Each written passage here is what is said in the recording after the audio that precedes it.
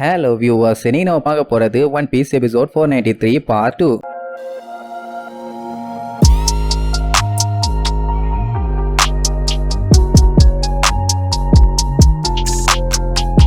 Open பண்ணா போன பாட்டுல ஏசு நம்ம லூஃபிய பிரிட்ஜ்ல இருந்து தள்ளி விட்டுட்டு அவன் பாட்டுக்கு போயிட்டால. அப்படி போனவன் நிறைய சாப்பாடோட ரிட்டர்ன் வந்திருப்பான். அங்க இருக்கவங்களுக்கு எல்லாம் ஒரே குழப்பம், என்ன இவன் மட்டும் தனியா வர்றான், இவனை ஃபாலோ பண்ணிட்டு தானே லூஃபி போனா, அவனை காணுமே. ரெண்டு பேரும் ஒன்னாதான் இருக்காங்கன்னு நினைச்சாங்க, ஆனா அந்த மாதிரி இல்ல. அதான் தள்ளி விட்டு வந்துட்டானே, எப்படி அவன் கூட வருவான். அன்னைக்கு நைட்டும் ஆகுது, லூஃபி ஆளையே காணும். இந்த மாக்ராவும் டோக்ராவும் பயங்கரமா செக் பண்ணி பாப்பானுங்க, எங்கேயுமே இருந்த மாதிரி இல்ல. என்ன ஆச்சு அவனுக்கு, ஒருவேளை செத்துட்டானோன்னு டவுட். அது மட்டும் உண்மையா இருந்துச்சுன்னா கார்ப்பு கையால இவனுக்கு சாகிறது கன்ஃபார்ம். அதனால கண்டிப்பா நம்ம அதுக்கு மட்டும் விடவே கூடாதுரா கண்ணான்னு நேரா டாரன்ட்ட போய் சொன்னா, அவ அதையெல்லாம் கண்டுகிற மாதிரியே இல்ல. சேத்தா சாவட்டும், அவனை பத்தி எல்லாம் எவன் கவலைப்படுவான், தொல்லை ஒளிஞ்சதுன்னு சும்மா இருங்கப்பா. மாக்ராவும் டோக்ராவும் பீதியை கிளப்பி விடுவாங்க. இந்த மேட்ரு மட்டும் கார்ப்புக்கு தெரிஞ்சது, நம்மள படுக்க போட்டு பாடியில இருக்க எலும்பெல்லாம் எண்ணி புடுவாரு. ஓகேவான்னு கேட்டா அதுக்குமே அவ கவலைப்பட மாட்டா. நான் என்னத்துக்கு கார்ப்போட கிராண்ட்சனை பாத்துக்கணும், என்ன பார்த்தா என்ன நானி மாதிரி இருக்கா, இல்ல நம்ம எல்லாரும் தான் நானிசா, அவரோட பேராண்டிய அவரு தான் பத்திரமா பாத்துக்கணும், எப்படி நம்ம தலையில கட்டி விட்டா இப்படித்தான் ஆகும்னு சொல்லி அவார்டுக்கு ஜாலியா சரக்கடிப்பா.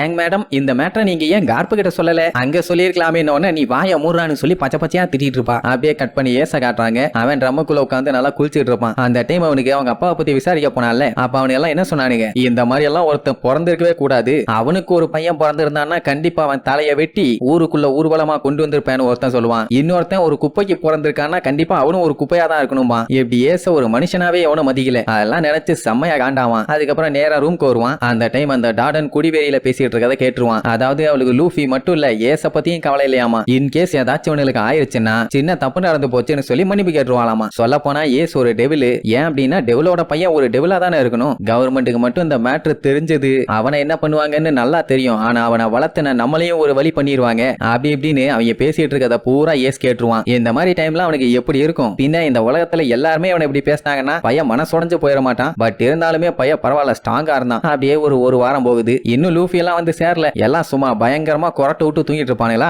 அந்த டைம் வெளியில பயங்கரமா நாய் குலைக்கிற சவுண்ட். யாரான்னு சொல்லிட்டு அந்த டோக்ரா வெளியில போய் பார்ப்பான். பார்த்தா அவனுக்கு பயங்கரமான ஷாக்கு. உடனே மாகராவை கூப்பிடுவான், டாடனை கூப்பிடுவான். எல்லாரும் வந்து பார்த்துட்டு ஆடி போயிருவாங்க. அது வேற யாரும் இல்ல, நம்ம லூஃபி. பய சட்டை கிட்ட எல்லாம் கிழிஞ்சு போய் ரத்த கிளறியோட மூச்சு வாங்கிட்டு நின்றுட்டு இருப்பான். டாடனுக்கு கொலை காண்டாவும். ஏன்னா இவன் செத்து போயிருப்பான், இதுக்கப்புறம் இந்த பஞ்சாயத்து இல்லன்னு சொல்லி நினைச்சா. ஆனா உயிரோட வந்துட்டான்ல, முட்டாப்பையில எங்கடா போன, நீ இன்னும் உயிரோட தான் இருக்கியா அப்படி இப்படின்னு அவன் மேல எரிஞ்சு விழுவா. பாட்டம் ஆஃப் த வேலியில என்னைய ஏகப்பட்ட நெருங்கிய விரட்டிச்சிங்க, அதனாலதான் இவ்வளவு பஞ்சாயத்து ஆயிடுச்சும்பா. அங்க ஏன்டா போனேன்னு கேட்டா நான் எங்க போனேன், போக வச்சுட்டாங்கம்பா. அந்த டோக்ராவும் மாகராவும் நல்ல வேலை திரும்பி வந்துட்டான். இல்லைன்னா கார்ப்பு நம்மள ஒரு வழி பண்ணிருப்பானுங்கன்னு நிம்மதியாவானுங்க. ஆனா டாடன் தான் திரும்பியும் இந்த பூச்சி வந்துருச்சே, போய் நீ தூங்கு, நாளைக்கு நிறைய வேலை இருக்குன்னு சொல்லி ஏசோட ரூம்ல தூக்கி வீசிடுவான். பைய வந்ததே செம்ம டயர்டு, வந்தோடனே படுத்து தூங்கிடுவான். அப்படியே கட் பண்ணா அடுத்த நாள் ஆகுது. நம்ம ஏசு வழக்கம் போல வெளியில கிளம்புவானா. லூஃபிக்கு அவன் மேல இருந்து தள்ளி விட்டான்ல, அதனால கோவம்லாம் இல்ல. இன்னுமே நான் உன் கூட வர்றேன், நம்ம ஃப்ரெண்ட்ஸா இருக்கலாம் தான் சொல்லுவான். ஏசுக்கு புரியல, சோ குடு குடு குடுன்னு ஓட ஆரம்பிச்சிருவான். அவனை ஃபாலோ பண்ணிட்டு லூஃபியும் பின்னாடியே ஓடுவான். டாடன் பார்த்துட்டு எங்கடா போற,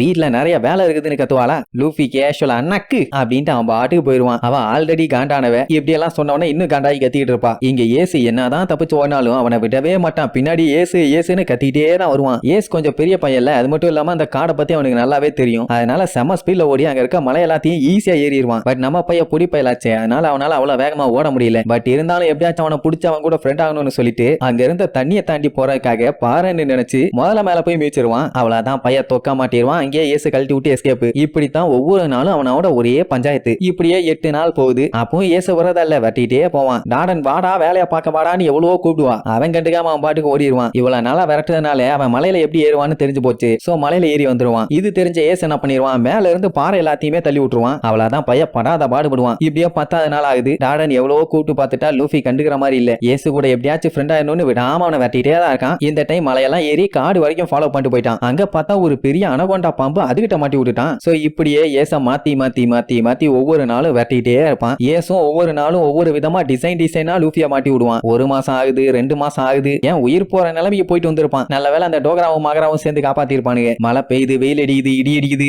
எந்த சீசனா இருந்தாலும் ஏச விடவே மாட்டேங்கிறான். நான் உன் கூட வந்தே தீருவேன், என்ன ஃப்ரெண்ட் ஆக்கிக்கன்னு லூஃபி ஓடுறத பார்த்தாதான் செம ரவுசா இருக்கும். இங்க இவங்களுக்கு ஒன்னும் புரியல. ஏசு தான் செருப்ப சாணியில முக்கிய அடி அடின்னு அடி அடிக்கிறானே அப்போ ஏன் அவனை விடவே மாட்டேறான்னு சொல்லி ஒரே குழப்பமா இருக்குது. இப்படி பேசிட்டு இருக்கும் போதே திடீர்னு புதுசா ஒருத்தன் மூஞ்செல்லாம் வீங்கி போய் வந்து நின்னுட்டு இருப்பான். யாரான்னு பார்த்தா நம்ம லூஃபி. இந்த டைம் நம்ம ஏசு தேனீச்சிங்க கிட்ட மாட்டி விட்டுட்டான். அதான் மூஞ்ச பதம் பார்த்துருச்சுங்க. இதே மாதிரி அடுத்த நாள் ஏசு அவன் பாட்டு கிளம்பிடுவான். கொற்ற மலைன்னு கூட பார்க்காம அவனை வெட்டிக்கிட்டு பின்னாடியே லூஃபியும் வருவான். ஏசால நம்பவே முடியல, என்ன எவ்வளவு விரட்டினாலும் வந்துகிட்டே இருக்கானேன்னு. சோ அப்படி லூஃபி ஏச தேடி வந்துட்டு இருக்கும் போது அங்க திடீர்னு ஒரு பெரிய சைஸ் புலி ஒண்ணு வந்துரும். அதை பார்த்து ஏசே மிரண்டு போயிட்டான். அப்ப லூஃபியோட நிலைமையை யோசிச்சு பாருங்க. ஆக்சுவலா அது மவுண்ட் கோர்வோவை சேர்ந்த பீஸ்ட். அதை யாருமே இது வரைக்கும் ஜெயிச்சது இல்ல. லூஃபி வேற அதை பார்த்து பீதியில அப்படியே அங்கேயே உட்காந்துட்டு இருப்பானா. ஏசு புடிச்சு திட்டிட்டு இருப்பான். அதான் பார்த்துட்டு இல்ல தப்பிச்சு ஓட வேண்டியதாண்டா, ஏன்டா இன்னும் உட்காந்துட்டு இருக்கேன்னு. என்னடானா பயலுக்கு முட்டி வலிக்குது, அவனால ஓட முடியல. அந்த டைம் ஏசு காப்பாத்தலான்னு ட்ரை பண்ண போவான். ஆனா அந்த பீஸ்ட் அந்த டைம் கடிக்க வருமா. பார்த்தா அதுக்கு முன்னாடி திடீர்னு ஒரு கரடி ஒண்ணு வந்து நின்னுட்டு இருக்கும். நல்ல வேலை அது ரெண்டும் மாத்தி மாத்தி முறைச்சுக்கிட்டு இருக்க. அந்த கேப்ல லூஃபி அடிச்சு புரண்டு அங்க இருந்து எஸ்கேப் ஆயிடுவான். ஏசுக்கும் இப்பதான் கொஞ்சம் நிம்மதியா இருக்கும். தப்பிச்சு ஒன்ன பையன் அதை என்ஜாய் பண்ணுவான். சரி இதுக்கப்புறமாச்சு விடுவானான்னு பார்த்தா மறுபடியும் அடுத்தடுத்து விடாம அவனை ஃபாலோ பண்ணிட்டே தான் இருப்பான். அவனும் ஏதேதோ தடங்கள்லாம் பண்ணி அவனை விரட்டி விட்டுக்கிட்டே தான் இருப்பான். அப்படியே 3 மாசம் போகுது. லூஃபி விடலையே. கஷ்டப்பட்டு குச்ச ஊனி நடக்க முடியாட்டியுமே